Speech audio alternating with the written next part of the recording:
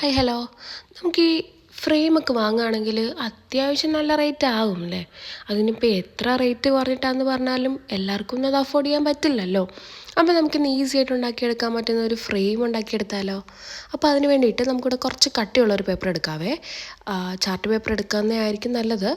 അപ്പോൾ ഒരു chart paper എടുത്തിട്ട് നമുക്ക് ഏത് അളവിലാണോ നമ്മുടെ ഫ്രെയിം വേണ്ടത്, എത്ര ലെങ്ത്തിലാണോ എത്ര വിട്ടിലാണോ വേണ്ടത് അതനുസരിച്ചിട്ടുള്ള പേപ്പർ എടുത്താൽ മതി.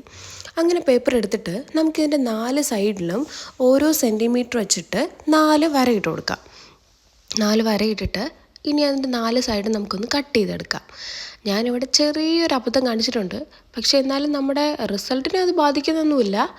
എന്നാലും ആ അബദ്ധം എന്താണെന്ന് പറഞ്ഞ് നിങ്ങൾ താഴെ ഒരു കമൻ്റ് ഇടുക. നമുക്ക് എത്ര പേര് കറക്റ്റ് ചെയ്തിട്ട് പറഞ്ഞിട്ടുണ്ടെന്ന് നോക്കാമല്ലോ. അപ്പോൾ അത് അങ്ങനെ വരച്ച ശേഷം നമുക്കിനി ആ പേപ്പർ സ്കെയിൽ കൊണ്ട് തന്നെ ഒന്ന് മടക്കി കൊടുക്കാം. അത് മടക്കിയെടുത്ത ശേഷം നമുക്കിനി അത് കറക്റ്റ് ഫ്രെയിമിൻ്റെ ആ രീതിയിൽ തന്നെ മടക്കി വെച്ച് കൊടുക്കുക. അത് എങ്ങനെ കറക്റ്റായിട്ട് പറയണം എന്ന് എനിക്കറിയില്ല. നിങ്ങൾ വീഡിയോ ഫുള്ള് കാണുമ്പോൾ നിങ്ങൾക്കത് മനസ്സിലാവും.